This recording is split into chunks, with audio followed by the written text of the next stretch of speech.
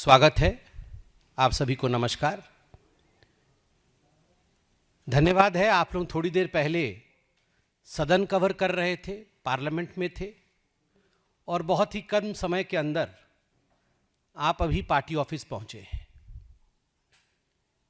सदन के अंदर चर्चा, सदन के अंदर गहमा गहमी, यह लोकतंत्र का गहना होता है। लोकतंत्र इसी से सजीव रहती है, लोकतंत्र इसी से चलता है। विगत कुछ दिनों में जो घटना चक्र हुआ, हमने देखा कि हमारे देश के होनहार छात्र वो सामने आए, उन्होंने आंदोलन किया। छात्रों के आंदोलन में किस प्रकार से हमारे पार्टी के बड़े नेताओं ने उनसे बातचीत की, समाधान निकला, आंदोलन समाप्त हुआ और जो मूल विषय कई वर्षों से 2014 तक, भारत के स्वतंत्रता से 2014 तक पेंडिंग था, अर्थात पेपर लीक से कैसे बचा जाए, एग्जामिनेशन को और सुदृढ़ कैसे किए जाए, जो माफिया है पेपर लीक के पीछे उनको किस प्रकार से कड़ी सजा दी जाए। 2024 में भी कानून बना था, उस कानून को संशोधन करके उसको और सुदृढ़ बनाना, उसको और कठोर बनाने की प्रक्रिया देश के सबसे बड़े लोकतंत्र के मंदिर पार्लियामेंट में आरंभ हुआ। लगभग 45 मेंबर ऑफ पार्लियामेंट्स ने उस बहस में भाग लिया। माननीय मंत्री श्री जितेंद्र सिंह जी ने इस बिल को टेबल किया और पूरी बहस में वो मौजूद रहे। उन्होंने आज थोड़ी देर पहले उत्तर भी दिया और अंततोगत्वा वोटिंग के माध्यम से आज वह कानून भी बना है। मैं तो सबसे पहले आप सबको बधाई देता हूं। मैं प्रधानमंत्री नरेंद्र मोदी जी को धन्यवाद भी करता हूं। इस सरकार को पार्टी के प्रवक्ता के नाते, पार्टी के कार्यालय से सभी कार्यकर्ताओं के तरफ से भी धन्यवाद करता हूं कि पेपर लीक के जो मामले होते थे उन पर किस प्रकार से संपूर्ण रूप से पूर्ण विराम लगे और किस प्रकार से जो माफिया, जो व्यक्ति, जो संस्थान उसमें इन्वॉल्व होते थे, उसको रोकने के लिए एक सख्त कानून आज बना है। 45 एमपी के बोलने के क्रम में आज राहुल गांधी जी ने भी भाग लिया और राहुल गांधी जी ने भी अपने मंतव्य को रखा, मगर हुआ वही जो हम सबको संदेह था, हुआ वही जो राहुल गांधी जी के साथ हमेशा होता है। झूठ का पुलिंदा, देश को भ्रमित करने की कोशिश, सदन के अंदर हंगामा खड़ा करने का प्रयास, क्योंकि आप झूठ, अमर्यादित शब्द, इन सब का प्रयोग करोगे तो सत्यापन के लिए आपको बोला जाएगा, अमर्यादित शब्द हटाए जाएंगे। तो आज वही हुआ है। राहुल गांधी जी के पास कोई तथ्य नहीं थे। राहुल गांधी जी के एक एक करके बिंदुवार, सिलसिलेवार तरीके से कहां कहां उन्होंने झूठ बोला और सत्य क्या है, मैं आपके समक्ष इस प्रेस वार्ता में रख रहा हूं। नंबर एक, और पूरे गंभीरता के साथ, यह प्रेस कॉन्फ्रेंस कोई साधारण प्रेस कॉन्फ्रेंस नहीं है। इस प्रेस कॉन्फ्रेंस में आज राहुल गांधी जी के उस तथ्य को, जो अतथ्य है और जो झूठ है, जिसको तथ्य के रूप में पेश करने की कोशिश पार्लियामेंट में की, कि स्टूडेंट्स के सदन मार्च, पार्लियामेंट मार्च के ऊपर गोली चलाई गई, इसका खंडन किया जाता है कड़े शब्दों में। आज राहुल गांधी ने कहा स्टूडेंट्स के ऊपर गोली चलाई गई। भारतीय जनता पार्टी स्पष्ट शब्दों में कहती है, आधिकारिक रूप से कहती है, सारे बातचीत के बाद कहती है कि गोली नहीं चलाई गई। राहुल गांधी जी ने झूठ बोला कि गोली चलाई गई। गोली नहीं चलाई गई। उन्होंने कहा कि गोली चलाने का जो फरमान था, जो ऑर्डर था, जो हुक्म था, वो देश के गृह मंत्री आदरणीय अमित शाह जी ने दिया। झूठ, क्योंकि गोली चली नहीं तो ऑर्डर कहां से आएगा। और एक बात मैं स्पष्ट कर दूं यहां पर, क्योंकि सभी को ये तथ्यात्मक बातें शायद मालूम ना हो, मगर जो अपने घरों में बैठकर भी प्रेस कॉन्फ्रेंस सुन रहे हैं वह भी इस तथ्य को जान लें कि जहां भी कहीं मार्च या प्रोटेस्ट होता है, वहां अगर आर्म्ड फोर्सेस या पुलिस होती है, वहां एक मजिस्ट्रेट होता है जो वहां तत्कालीन उस समय तत्क्षणात निर्णय लेता है, ऑन द स्पॉट निर्णय लेता है कि उस मौके पर लाठीचार्ज होना चाहिए या नहीं, कैसी परिस्थिति है, उस समय पर बल का प्रयोग होना चाहिए या नहीं। यह निर्णय देश के गृह मंत्री नहीं लेते हैं, वहीं मौजूद मजिस्ट्रेट लेते हैं। तो गोली चली नहीं, किसी ने गोली चलाने का हुक्म नहीं दिया और लोकल मजिस्ट्रेट मौजूद होते हैं। यह सब विषय नेता प्रतिपक्ष को मालूम होना चाहिए। और मैं नहीं कह रहा हूं कि मालूम नहीं होगा, उन्हें मालूम नहीं होगा भी। तो बीच बीच में मैं देख रहा था, प्रियंका जी आके उनके कान में कुछ बता रही थी, बाकी लोग उनके कान में कुछ बता रहे थे, अर्थात वो उनको सत्य से अवगत करा रहे होंगे।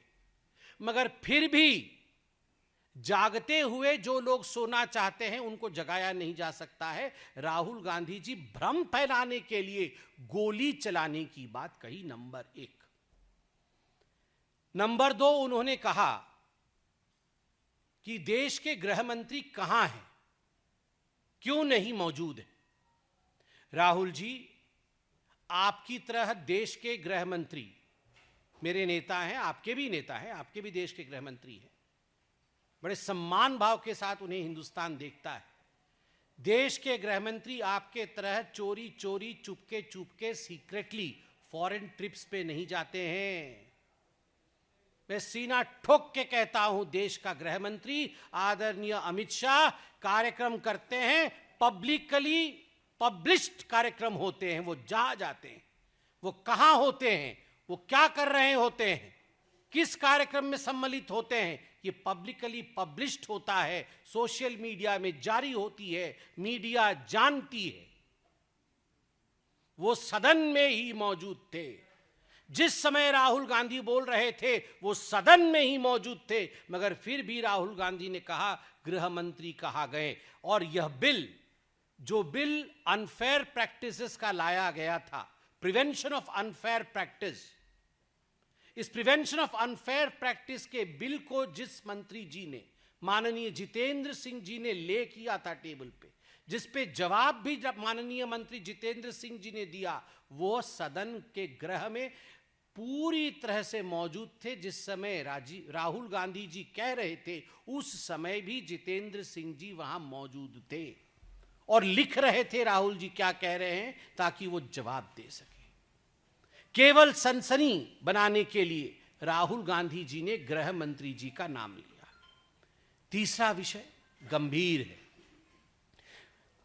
इतने सारे आप पत्रकार बैठे हैं, मुझसे तो अधिक बहुत ध्यान से और बिंदुवार तरीके से आपने राहुल गांधी जी के भाषण को सुना होगा, क्योंकि आपको रिपोर्टिंग करनी होती है। वहां तो दिन भी था, हम कई बार अच्छे से भी नहीं सुन पाते हैं, मगर आप तो बहुत ध्यान से सुनते हैं। एक बात मुझे क्लियरली बताइए, राहुल गांधी जी ने आज क्या कहा? 3 कैटेगरी होती है। एक जगह उन्होंने कहा कि 3 कैटेगरी की स्टूडेंट्स होते हैं, एक जगह उन्होंने उसको जनरलाइज कर दिया कि पूरे देश में 3 कैटेगरी के लोग हैं, और एक जगह उन्होंने कहा कि उनको किसी छात्रा ने बताया है कि जंतर मंतर में 3 कैटेगरी के लोग थे। तो कुल मिलाकर के उनके कहने का तात्पर्य था कि या तो स्टूडेंट्स 3 कैटेगरी के होते हैं, या तो देश की जनता 3 कैटेगरी की होती है, या तो जो लोग जंतर मंतर में प्रदर्शन कर रहे थे वो लोग 3 कैटेगरी के थे। एक कैटेगरी है स्टूडेंट्स, दूसरा कैटेगरी है इडियट, और तीसरा कैटेगरी है अंधभक्त।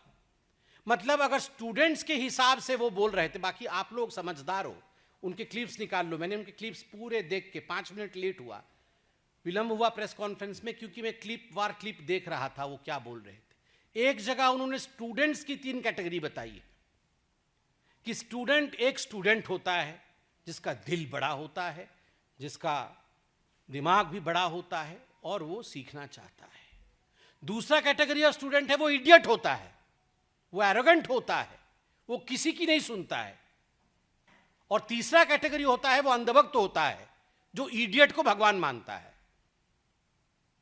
मतलब देश के स्टूडेंट का अपमान, अगर स्टूडेंट का 3 कैटेगराइजेशन किया है तो ये देश के स्टूडेंट्स का अपमान है।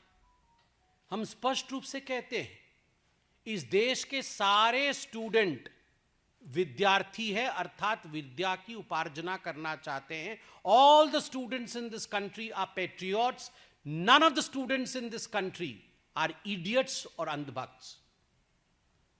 इस देश का कोई भी स्टूडेंट इडियट नहीं है, इस देश का कोई भी स्टूडेंट बिना किसी तथ्य के विश्वास करने वाला अंधभक्त नहीं है, वो अपने कन्विक्शन से आगे बढ़ता है। तो अगर स्टूडेंट को राहुल गांधी जी ने इडियट और अंधभक्त कहा है तो अक्षम्य है।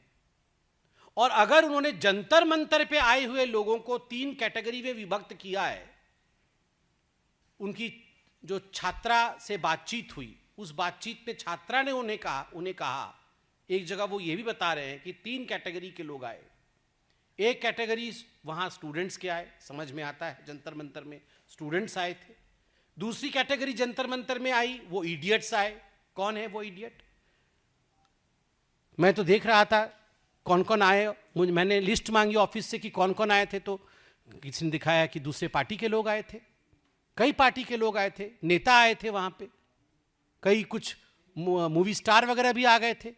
तो ये जो नेता आए थे, मैं उन नेताओं का नाम नहीं ले रहा हूं क्योंकि वो ऑपोजिशन वाले हो सकते हैं, मगर उनके लिए भी ऐसे शब्द का प्रयोग करना ठीक नहीं है। क्या वो जो नेता सब आए थे वो इडियट्स थे? वे दे इडियट्स और अंधभक्त थे वहां पे? मतलब वहां जो गया था वो लोग या तो मतलब उनके नेतृत्व को, जो सीजेपी के नेतृत्व को मानते थे, वो सब अंधभक्त थे। उनका अपना कोई कॉन्शियसनेस नहीं था, उनके अपना कोई उनकी जिम्मेदारी नहीं थी, वो सब अंधभक्त थे। तो अगर जंतर मंतर के लोगों के लिए भी 3 कैटेगरी कहा गया है कि इडियट, स्टूडेंट्स और अंधभक्त, तो मुझे लगता है जंतर मंतर पे बैठे प्रदर्शनकारियों को भी ये चुभनी चाहिए। कल तो मीडिया वालों को, आप लोग भी वहां मौजूद थे, कल तो मीडिया वालों को उन्होंने पालतू कह दिया। और आप में से कुछ स्टूडेंट्स होंगे, मगर बाकी 2 कैटेगरी में आप आएंगे क्या? और आप मुझे ये बताइए, ये राहुल गांधी जी तो स्टूडेंट कतई नहीं है। अगर राहुल गांधी जी स्टूडेंट नहीं है तो वो क्या है? और मैं यहां स्पष्ट कर दूं, अगर देश के लोगों के लिए जनरलाइज करके 3 तरीके के लोग देश में रहते हैं, एक स्टूडेंट और एक इडियट और अंधभक्त, तो ये देश राहुल गांधी को क्षमा नहीं करने वाला है। यह देश के लोग इडियट नहीं है, देश के लोगों को पता है इडियट कौन है, मगर देश के लोग इडियट नहीं है और देश के लोग अंधभक्त नहीं है। देश के लोग भक्ति, आस्था के प्रति रखते हैं, देश के लोग उसी को चुनते हैं जो उनकी सेवा करता है। तो देश भी उन्हें क्षमा नहीं करेगा अगर उन्हें इडियट और अंधभक्त कहा जाए। और वैसे भी पार्लियामेंट के अंदर, सदन में, इडियट इज एन अनपार्लियामेंटरी वर्ड। मुझे लगता है पहली बार इडियट शब्द का प्रयोग इतनी बार हुआ है सदन के अंदर। राहुल गांधी जी खुद अपने आप को पहचानते हैं, राहुल गांधी जी खुद अपने आप को जानते हैं, मगर आज मैं कहना चाहूंगा राहुल गांधी जी सदन के मर्यादा को देखते हुए सदन के अंदर खुद अपने आप को भी इडियट नहीं कह सकते हैं। क्या राहुल गांधी जी खुद अपने आप को सदन के अंदर इडियट कह सकते हैं? नहीं अलाउ करेंगे हम। वो जानते हैं सच्चाई क्या है, देश भी जानती है, हम भी जानते हैं और आप भी जानते हैं, मगर फिर भी Rahul Gandhi can not call himself also an idiot with in the premises of the parliament, with in the house, because the house has a decorum. House की मर्यादा होती है, हाउस नियम से चलता है। बार बार किरण रिजिजू जी, कॉलन शकदर और रूल बुक दिखा रहे हैं कि इसमें अनपार्लियामेंट्री शब्द है, इडियट आप यूज नहीं कर सकते हैं, मगर बार बार वो उसको नकार रहे हैं और इडियट इडियट इडियट कह रहे हैं। पांचवा, राहुल गांधी जी ने कहा, मैंने बाहर देखा कि गृह मंत्री जी आ रहे थे, उनके काफिले में 30 गाड़ी थी। मैं आज चैलेंज करता हूं राहुल गांधी जी, आप चलिए हमारे साथ और गिनवाइए, गिनवाइए कहां अमित शाह जी की गाड़ी में, काफिले में 30 गाड़ियां थी। आपने कहा अमित शाह जी के काफिले में 30 गाड़ियां थी, उन्होंने देखा।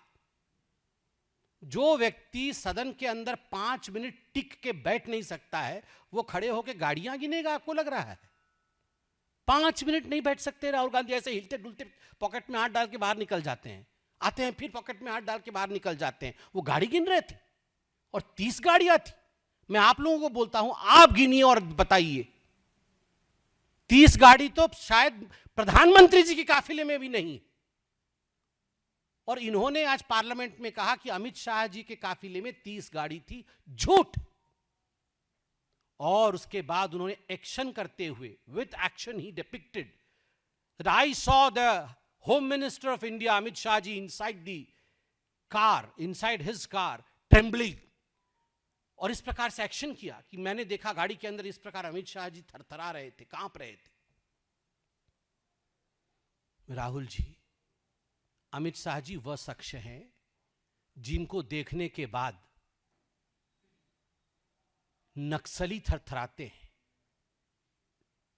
प्रधानमंत्री जी के आशीर्वाद से, प्रधानमंत्री जी के निर्देश से दिन रात परिश्रम करके जिस व्यक्ति ने भारत से नक्सल हटाया हो, भारत को नक्सल मुक्त भारत बनाया हो, वह व्यक्ति कांप रहा था। एक एक नक्सली जिसने 100 हत्याएं की थी, चुन चुन करके उनका सफाया किया था अमित शाह जी ने, वह व्यक्ति कांप नहीं सकता। आपने कहा अमित शाह जी कांप रहे थे, जिनके नाम से आतंकवादी कांपते हैं, उनके नाम पे यह कहना कि वो कांप रहे थे, कहीं ना कहीं दर्शाता है कि आप सच्चाई से वाकिफ नहीं है, आप सच्चाई से बहुत दूर है और केवल देश को भ्रमित करने के लिए इस प्रकार की बातें कह रहे हैं। राहुल जी, एक बात आज आप कान खोल के सुन लीजिए। विगत 75 वर्षों में, जब से भारत आजाद हुआ, बीच में हमारी सरकार भी रही, उस कालखंड को अगर छोड़ दिया जाए, जितने कालखंड में कांग्रेस की और कांग्रेस समर्थित सरकार केंद्र में रही, जेन जी के बारे में चिंता नहीं हुई, जेन जी के बारे में चिंता हुई। जेन जी मतलब जनरेशन गांधी। किस प्रकार से गांधी डायनास्टी की जनरेशन को आगे बढ़ाया जाए, केवल उसी की चिंता हुई, कोई जेन जी की चिंता नहीं हुई। आंध्र प्रदेश, तेलंगाना में जब आंदोलन चले थे, कितने सैकड़ों छात्रों को आपने गोली से उड़ा दिया था, गोली करके मार दिया था। जम्मू कश्मीर में किस प्रकार से आप गोली चलाते थे, किस प्रकार से बाकीरा असम में, असम स्टूडेंट यूनियन के ऊपर किस प्रकार से आपने गोली चलाई थी और 800 से अधिक स्टूडेंट्स की बर्बरता पूर्वक हत्या की थी। तो उस समय जेन जी, केवल जनरेशन ऑफ गांधी कैसे प्रधानमंत्री बनते रहे उसकी चिंता होती थी। अब जेन जी के बारे में चिंता होती है, देश के भविष्य के बारे में चिंता होती है।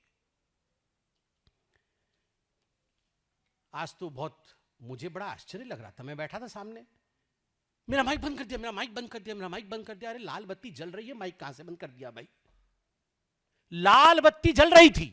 लाल बत्ती का जलने का अर्थ होता है कि माइक ऑन है। माइक बंद कर, माइक बंद कर, माइक बंद कर, मेरा माइक बंद कर दिया।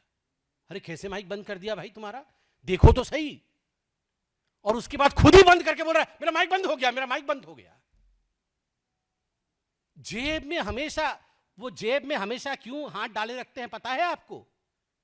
दोनों जेब में विक्टिम कार्ड रखा हुआ है।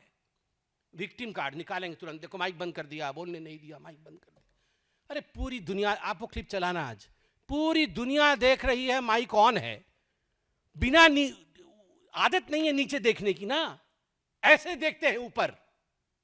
वो फोटो भी किसी ने ठीक ट्वीट किया था, कहीं विदेश गए थे ऊपर देखते हुए, ऊपर ही देखते रहते हैं, नीचे देख ही नहीं रही, लाल बत्ती जल रही है। ये लाल बत्ती देखने के लिए यहां भी बत्ती जलनी चाहिए। जब यहां की बत्ती नहीं जलती है तो यहां की बत्ती दिखती नहीं है, तो दिखी नहीं उनको। माइक बंद कर दिया, माइक बंद कर दिया। एक बहुत गंभीर विषय है, इसको मैं बहुत संजीदगी के साथ आपके सामने रखना चाहता हूं और मैं आशा करता हूं इसको तमाम मीडिया चैनल संजीदगी के साथ आगे बढ़ाएं। बहुत सारे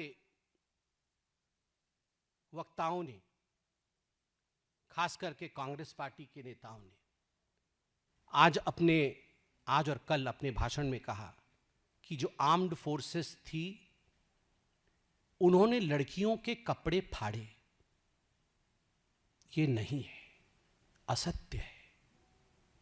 ये आर्म्ड फोर्सेस है, सीएपीएफ है, ये हमारी देश की सीमाओं की सुरक्षा करती है।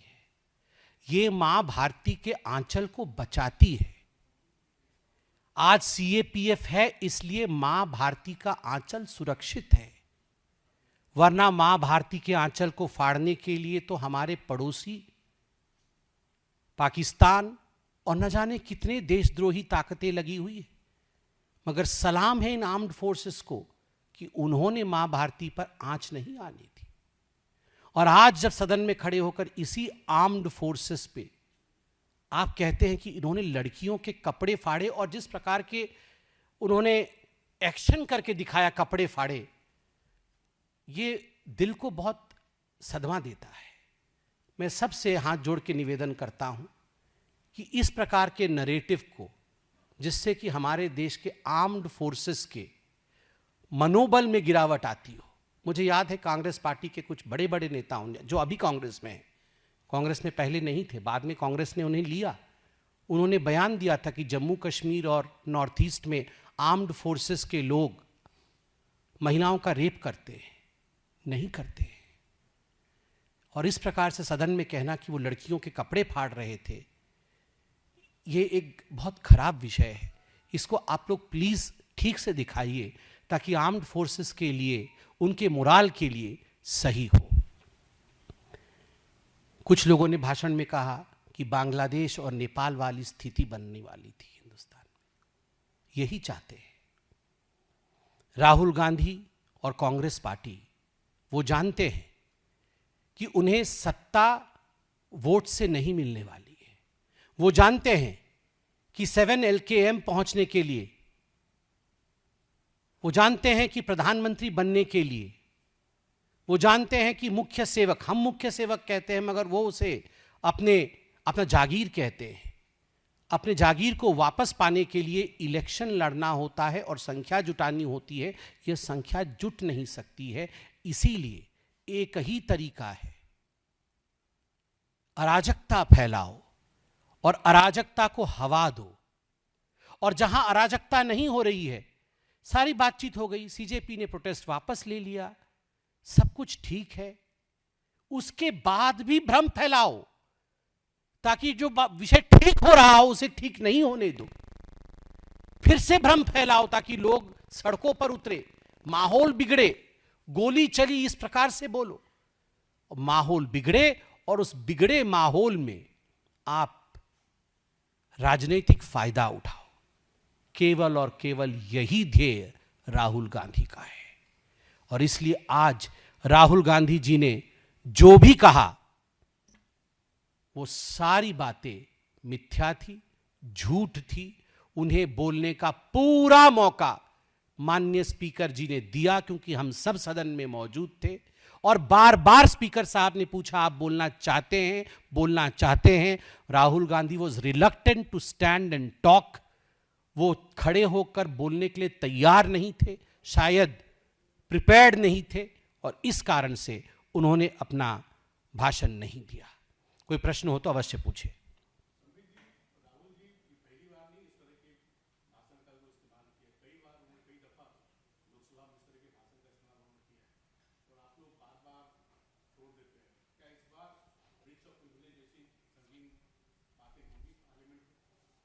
देखिए, जहां तक ब्रीच ऑफ प्रिविलेज इत्यादि का विषय है, यह पार्टी के प्रवक्ता के नाते इसका निर्णय नहीं लिया जाता है। यह पार्लियामेंट्री अफेयर्स और बिजनेस एडवाइजरी कमेटी इत्यादि एक ढांचा बना हुआ है पार्लियामेंट में, वहाँ इसका निर्णय होता है, चर्चा होती है और उसके बाद वह विषय आगे बढ़ता है। तो मुझे लगता है अभी मैं उस स्थिति में नहीं हूँ कि भविष्य में क्या किया जाएगा या कल क्या किया जाएगा, क्या रणनीति रहेगी, उस पर कोई टिप्पणी कर सकूं, क्योंकि मेरा मैंडेट उसका नहीं है।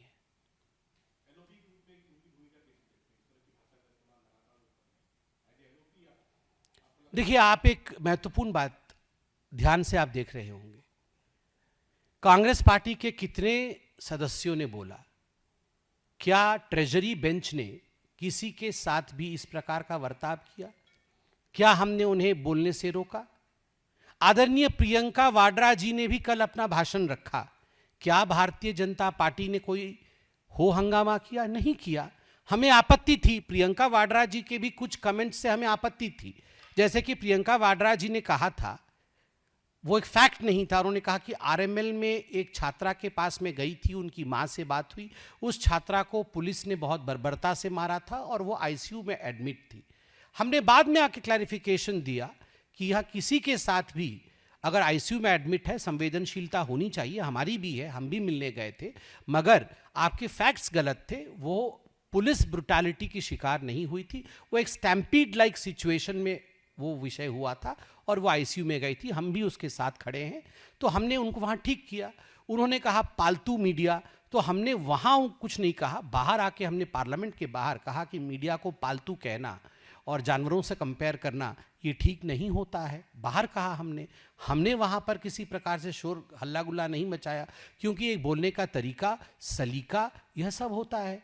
तो अगर हम प्रियंका जी को बोलने दे रहे हैं, वहाँ हम वहाँ किसी प्रकार की कानून को देखते हुए, जो कानून से, जो नियम से सदन चलता है उसको देखते हुए वहाँ कोई हम गतिरोध नहीं कर रहे हैं, तो राहुल जी को गतिरोध क्यों करेंगे? राहुल गांधी जी जिस प्रकार की इडियट कोई कहेगा तो क्या किया जाए, आप बताइए। अगर देश की जनता को, देश के स्टूडेंट को, और वैसे भी अलाउड ही नहीं है इडियट कहना पार्लियामेंट के अंदर, बार बार इडियट कह रहे हैं, और जब वो जान भी गए कि इडियट नहीं कहना चाहिए तब भी कह रहे हैं नाउ आई विल नॉट से इडियट, तो उसको क्या कहा जाए?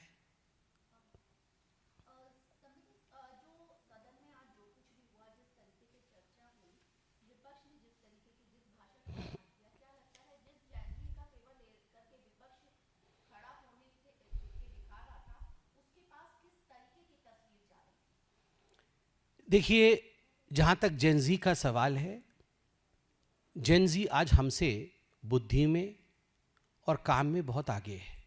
यह एक मोबाइल फ़ोन, 36,000 तरह की इसमें काम अभी एक जेनजी के हाथ में पकड़ा दीजिए, वो आपको और मुझे समझा देगा जो हमें नहीं आती।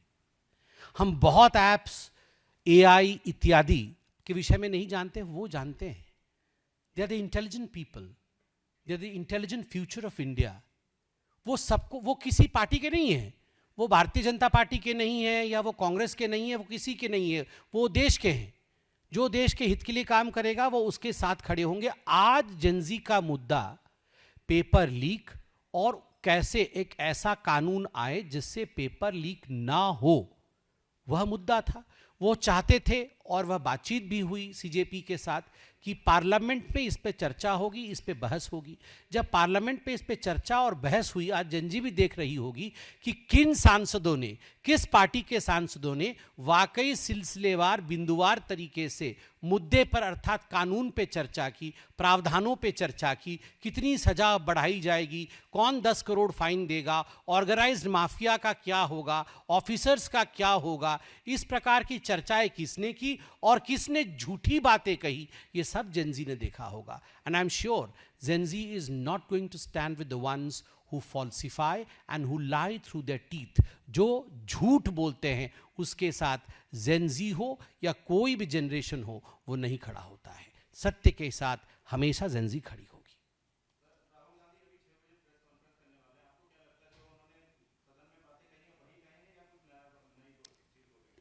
आपको क्या लगता है राहुल गांधी जो 6 बजे प्रेस कॉन्फ्रेंस करने वाले हैं वो क्या करेंगे? वो यही बोलेंगे कि 3 तरह के लोग होते हैं, एक स्टूडेंट होता है, एक इडियट होता है, एक अंधभक्त होता है, और गोली चली और किसने गोली चलाया, वही सब बोलेंगे। कुछ और सब लोग कांप रहे थे, ये हो। देखिए, कुल मिलाकर के आज 3 प्रकार के लोग होते हैं, यही सबब है, स्टूडेंट, इडियट और अंधभक्त। तो आज आप लोग 6 बजे फिर से बोर होने के लिए तैयार हो जाइए, फिर से आपको यही सब सुनने को मिलने वाला है। मगर आप लोग भी सवाल करिएगा कि तो आप किस कैटेगरी के हैं, जरा हम भी सुने कि वो किस कैटेगरी के हैं तीनों में से। शायद अभी बता दियो उनको लोगों ने कि एक 4th कैटेगरी भी जोड़ो, न्यूट्रल करके, जिस पे आप लोग सब पूछो। धन्यवाद।